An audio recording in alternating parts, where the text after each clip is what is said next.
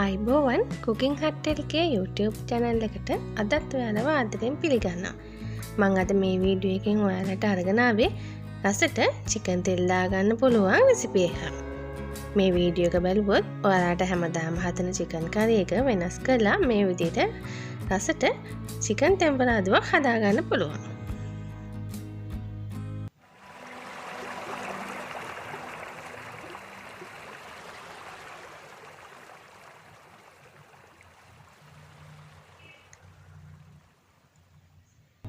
මෙතන මම අරගෙන තියෙනවා චිකන් ග්‍රෑම් 500ක්. චිකන් ටික බෙද ගන්නවා හින්දා මේ ප්‍රමාණයේ සාමාන්‍ය කෑලි වලට කපලා තමයි මම අරගෙන තියෙන්නේ. චිකන් ටික බෙද ගන්න කලින් මම මේකට රස අනුව ලුණු කුඩු ටික, ඒ වගේම ගම්බිරිස් තේ හැඳි භාගයක් විතර, කහ කුඩු තේ හැඳි කාලා, ඒ වගේම අමු තුන පහ කුඩු තේ හැඳකුත් එකතු කරලා මේ ටික හොඳට අත ගා ගන්නවා.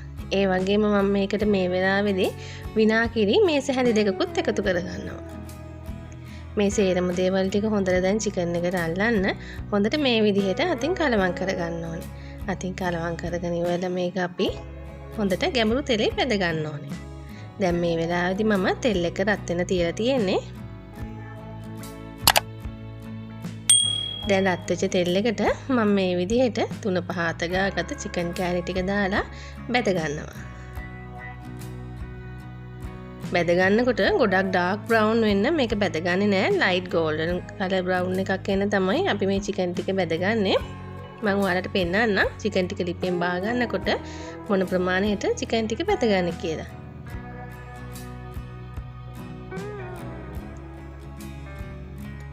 මේ ප්‍රමාණයට චිකන් ටික බැදුනහම ඇති ඔයාලට පේනවා ඇති කලර් එක. මේ වෙලාවේදී මම චිකන් ටික ලිපෙන් බා ගන්නවා. ඊළඟට ඇතිලියක් ලිපේ තියලා තලාගත්ත ඉඟුරු සුදු ලුණු හොඳට රත් වෙච්ච තෙල් එකට එකතු කර ගන්නවා. එකතු කරගෙන තලාගත්ත ඉඟුරු සුදු ලුණු ටික හොඳට ටෙම්පරාදු කර ගන්න ඕනේ. ඊළඟට මම මේකට මේ වෙලාවේදී කරපිංචා එකතු කර ගන්නවා.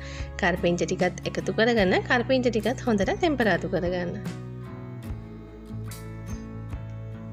මේ ටෙම්පරාදුව හොඳට මේ ලුණු, අම්මිරිස්, කරපිංච මේ දේවල් ටික හොඳට ටෙම්පරාදු කරගත්තොත් ඔයාලට මේ චිකන් එක දවස් 2-3ක් වුණත් තියාගෙන රස බලන්න පුළුවන්.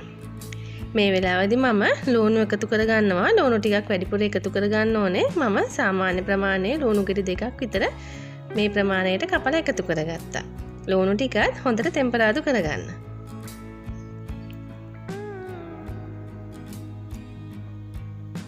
ලුණු ටිකත් මේ විදිහට ටෙම්පරාදු වුණාට පස්සේ මම දිගාතට පරාගත්ත අම්මිරිස් කරල් 4-5ක් මේකට එකතු කරලා ඒ ටිකත් තව ටික වෙලාවක් විනාඩි 2ක් විතර ටෙම්පරාදු කරගන්නවා.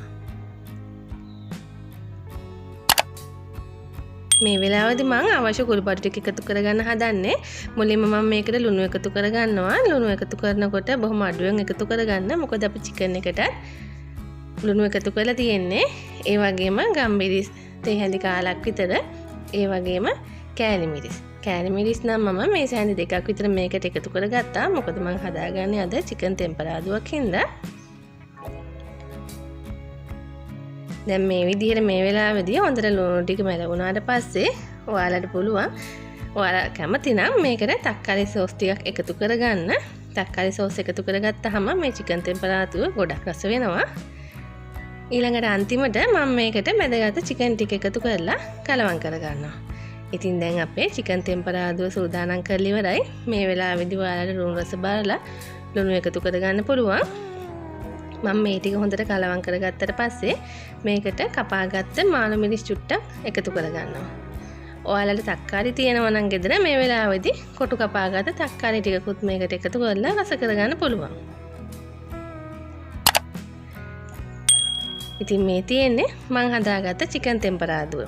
හැමදාම මිරිසට කලුවට හදන චිකන් එක මේ වගේ වෙනසකට හදලා ඔයාලට පුළුවන් රස බලන්න.